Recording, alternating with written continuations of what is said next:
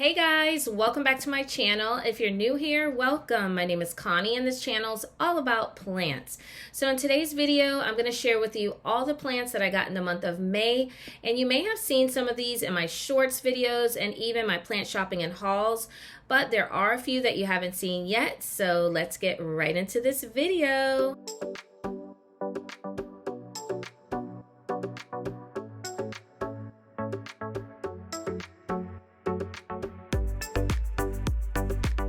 I'll start with this variegated Hoya compacta, and I got this in Key West at a plant store called Mark Plant Store, and I love it so much because it has these beautiful pink variegated leaves right here and right here, and it's a pretty full pot. So I will be putting this one outside, but I'm not sure if I'm gonna put it on the Hoya tree yet because I don't want it to get all bleached out like some of the other ones did. For me, my Hoyas do not do well inside here. For whatever reason, they just don't like it in here, and they usually get like really soft, droopy leaves after a while, and I end up moving them outside for a second chance. So I'm not gonna take any chances with this one. This one's going outside, so I gotta find the perfect spot for this. I really love this one. I already have the regular green Hoya compacta, but this one's so cool because it has the white variegation on the outside part of the leaves. So that's the first plant, variegated Hoya compacta. Another one that you didn't see yet is this philodendron white princess. And I absolutely love this little plant. It is so pretty. And what makes this one really unique is that it's called the white princess, but it gets white and pink variegation. And if you look at the petioles, you see that really pretty hot pink and white variegation. And I've actually seen a new leaf that's coming out with some of the pink variegation, and that's what I can't wait for. I love that this plant gets white and pink variegation. I'm gonna see if I can show you. It's this little leaf right here, and I hope it shows up on camera. But the outside part right there is a blush pink. So I also got this while I was in the Keys, actually in Tavernier, at a nursery called Island Home, and this was only $18. So good news, guys, plant prices are going down in some areas because this one right here used to be a lot more expensive, and I thought that was a really good deal for this. So I have this on my aglaonema shelf right now because I have a lot of good sunlight over there, and I want this one to grow. I mean, it's not direct sunlight, it's fairly filtered light, which is what this one needs, because if it gets a little too much light, the leaves will burn, just like pink princesses. So that's the next one, guys. Philodendron white princess.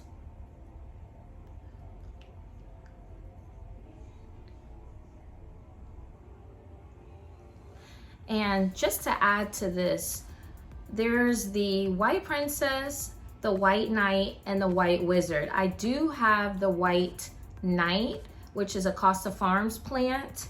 And I'm just gonna show you a side-by-side of the two of these because the way that you can tell them apart is by the petioles. And I'll show you for yourself so you can see.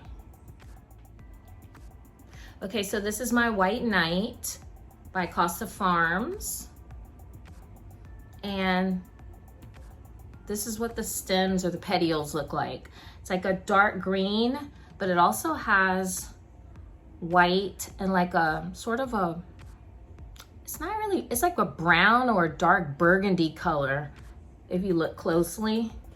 White princess on the right, white knight on the left. Now, I don't have the white wizard, but I heard that the white wizard has green stems. So yeah, it gets a little bit confusing even for these, because this does have green and white petioles with a little bit of like a burgundy color as well. But if you see it in person, this one right here has more of a hot pink variegation on the stems. So that's it for the white princess, and let me move on to the next plant. So the next plant is this Scindapsus pictus exotica, and I just picked this up a couple days ago from Lowe's, and it came in this little terracotta pot with this macrame hanger, but they also had a few other ones just like it in different types of pots. Now, what really got my attention was how large these leaves are. I've never seen any in the big box stores with leaves like this. They're large and then they're very pointy at the ends. So this little one right here was $14.98. And it's a really full pot. I already have an exotica, but I wanted this one because it's just so big and pretty, and I just couldn't pass it up. So Scindapsus pictus exotica.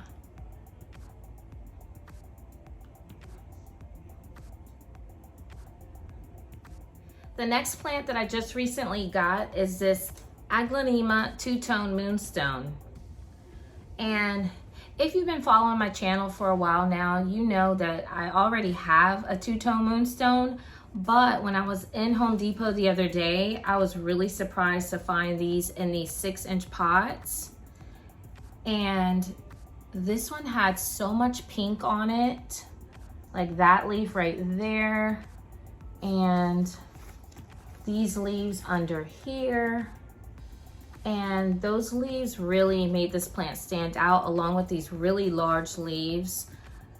And at first I wasn't really sure if this was a two-tone moonstone or a sparkling Sarah, but when I got it home, I realized it was exactly like my two-tone moonstone. So I have 2 of these now, but I don't regret it at all because this plant is so beautiful. And hopefully I have enough space on my Aglaonema shelf to add this up there along with the others. And it has a lot of new growth coming out. You see those little leaves coming out on the bottom. And this is just a really, really beautiful plant that I couldn't pass up. So that's the next one, Aglaonema two-tone moonstone. They actually had a lot of these, and I had never seen that many of these in the stores before. And like I said, in these 6-inch pots. The other one that I have is in a really big pot. I would say like a 10-inch pot. So that's the next plant. So the next plant is this Limonmarine pothos. And this is by the Costa Farms Trending Tropicals line. This plant is very similar to the Global Green pothos. In fact, some of the leaves look just like Global Green, but the difference is that this one has like a lemon lime chartreuse type of color on most of the leaves. I'm assuming that if you give this enough light, you can keep up with this lime green variegation, because some of the leaves here are more on the green side, so I'm thinking maybe they didn't get enough sunlight and they start reverting. But another thing that I've noticed since I got this plant is that a lot of the lighter parts of the variegation is starting to get brown. And I'm really not sure what's going on, because I did check it with my moisture meter to make sure it wasn't dry, and it's not dry, but a lot of the leaves have that brown on the variegated parts. And I know a lot of times that happens when you have variegated plants. The white part doesn't get enough chlorophyll, so it will turn brown because it's a weak part of the leaf. But when you think about it, some of the other pothos like Jade and Pearls and Pothos and Joy, they have white on the leaves, and that part doesn't get brown. So I don't know what the deal is with this one, why it's starting to get all those brown parts on the leaves. I mean, it's a beautiful plant. I just got to get to the bottom of why these leaves are getting all brown like that. The main characteristic about this plant is that it has those lemon lime colored leaves, but some of the leaves on here actually come out with like the whiter variegation also, like this one right here. And this one. But like these are more like a lime green on green variegation. But anyways, that's the next one. Pothos Lemon Meringue.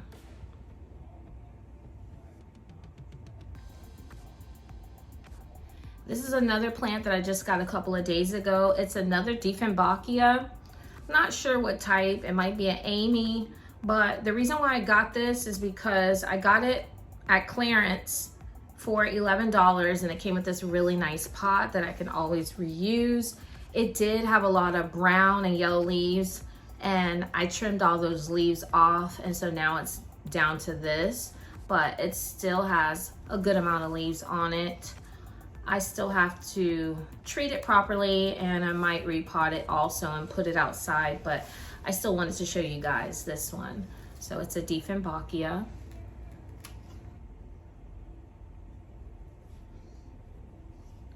Also, while I was in Key West, I did a plant shopping at Home Depot and haul video, and I showed you guys this plant right here.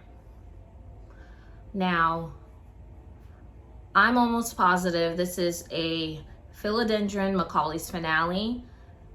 I know it has this orange leaf right here, but the difference with the Prince of Orange and the Macaulay's Finale is that the Macaulay's Finale also gets these brownish red leaves like this, and then they eventually turn green, but they are very similar. And it came in this kokedama with a hanger on it. And I love this plant so much. I think it's so pretty, and I hung it over on my egg chair right by the window, and I'm hoping that's enough sunlight for it, because I really just want it to be inside so I can see it. I mean, I do go outside every day and look at my plants out there, but I see the ones inside more than I see those. So I'm hoping I could try to keep this one inside so I can enjoy it more. So that's the Philodendron Macaulay's Finale. I don't think you guys saw this one. It's a Euphorbia White Ghost. I got this at Home Depot here. Well, you did see this because I put this, well, if you watch the video, I'll link it above. The DIY wheelbarrow planter. I got this at Home Depot when I was out looking for plants and flowers for my wheelbarrow, and I came across this. So this was also a really cool find that I got from Home Depot. And there's 4 in the pot here. And this one's definitely going outside. I did have one of these a really long time ago that I got from, it's called Isaac's Farms and Homestead, and they have all kinds of succulents and cacti, really good prices too. And I had gotten a big one of these a long time ago, and I had it inside for a while, and it did really well inside for a long time. But I don't know what happened towards the end, but I think I might have overwatered it and I lost that one. But this one's going outside, and I'm gonna make sure this one stays alive and gets enough sunlight. It actually has new growth on it coming out right here. There's a lot of new growth on it. All these little things right here, that's new growth. So that's the next one. Euphorbia White Ghost. So before I move on with this video, I wanted to show you guys a new product that I have here in my plant room. It's by a company called Cokit, and it's an indoor insect trap. So basically, this machine has a UV light inside of here that attracts insects, and it also has a fan inside. So when the insects get attracted to the light, the fan sucks them in, and then there's a sticky trap on the bottom here that catches the insects. Now, if you're like me or any other person with lots of plants, you probably have had fungus gnats. And I'm gonna show you right now the effectiveness of this insect trap. I haven't checked it in the past 3 weeks, so I'm gonna check it right along with you guys right now in this video so you can see for yourself how well this works. All right, so I just unscrewed this, and I'm gonna give you a fair warning because this is kind of gross, but if you're dealing with fungus gnats, you would wanna see if this works or not, and here we go. Really disgusting, but as you can see, it works. There's also mosquito in there. Oh, how gross. But this is what it looks like. And I'd say I would probably leave this on for maybe another week or so because it could catch more fungus gnats than that. There's a lot of space on the sticky trap for more. So I'm not gonna waste this one just yet. But yeah, it works, guys. And what's cool about this brand is that it comes in 4 different colors. It also has different settings on here. So right here's the power button, and then right here's the fan setting. So you can actually keep it on a lower setting or the higher setting. And it also has a timer. So I'm gonna have the link for this down in the description box, and I'm also going to have a coupon code for 10% off of the already 5% off coupon that they're offering on Amazon. So just wanted to throw this in this video because I would recommend this to anyone that's having any issues with fungus gnats. Now, this doesn't only catch fungus gnats. If you have mosquitoes like you saw, it catches those, and even things like moths or any other types of small insects. Okay, now this one I did get at the Home Depot in Key West, and I showed you guys. This is some type of euphorbia. I think it's an obesa or something like that. I'll put the name on the screen. But when I first got it, it actually had flowers coming out. So I'm gonna probably stick this one back outside so it can bloom for me again, hopefully. But this is really cool. I love how it's like, it has like this sphere type of shape to it. And it came in this little ceramic pot with a stand. I don't think I'm gonna keep it in this because I think I'm gonna keep this pot inside for another plant. I'll probably transfer this one to a terracotta pot outside like the other ones I have. But yeah, guys, that's the next one. It's a euphorbia. All right, so I think there's a couple more that I got and they're outside. So I'm just gonna take you outside real quick before it gets dark so you can see the other ones that I got in the month of May. All right, so this is one that I showed you guys when I was in Key West that I got from Home Depot. It's called an Echeveria chroma, and it's really beautiful because it has all this gorgeous variegation in it. And also, it has this whole thing of flowers. Love this one. And then I also got this aloe cha-cha. It's a really unique looking aloe. I love the shape of the leaves here. This one was also from Home Depot in Key West.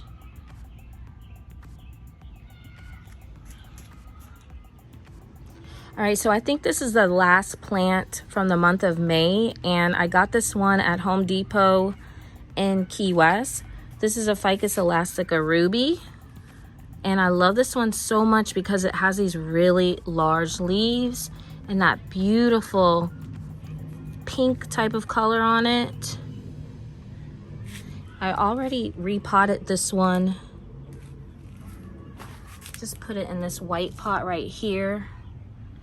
But this was a really good deal. It was only like $14.98. And I just love Ficus elastica so much. You can see I have a couple of them over there. Those are just the Taniki versions. And then I also have one right there. It's 2 in a pot and 1 there. So I love those, but I'm getting off track now. I just want to show you guys this one right here because this is, I think, the last plant that I got in the month of May. Ficus elastica ruby.